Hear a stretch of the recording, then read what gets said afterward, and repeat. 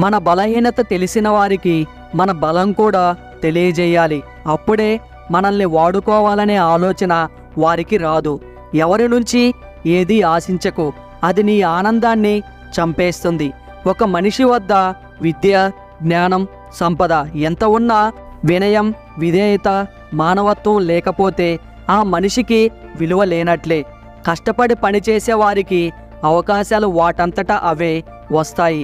జాలి గుణము కలవారికి కష్టాలు ఎక్కువ, కఠిన గుణము కలవారికి సుఖాలు ఎక్కువ. కొందరిని కలిస్తేనే కొన్ని తెలుస్తాయి, మరికొందరిని మర్చిపోతేనే జీవితంలో ఎన్నో నిలుస్తాయి. నీ సుగుణం నిన్ను రాజును చేస్తే నీ మూర్ఖత్వం నిన్ను బానిసను చేస్తుంది. నీవు చేసిన మంచిని మర్చిపో, కానీ నీకు జరిగిన మంచికి కారణమైన వారిని మాత్రం ఎప్పటికీ మరిచిపోకు. డబ్బును పొదుపు చేసేవాడు జీవితంలో ఎదుగుతాడు. మాటను అదుపు చేసేవాడు సమాజంలో ఎదుగుతాడు. ఇష్టం, పేరు, ప్రేమ వేరు. ఇష్టం అనేది ప్రక్కన ఉన్నంత వరకే, కానీ ప్రేమ అనేది ప్రాణం పోయేంత వరకు ఉంటుంది. మీకు ఇందులో ఏ పాయింట్ నచ్చిందో తప్పకుండా కామెంట్ చేయండి.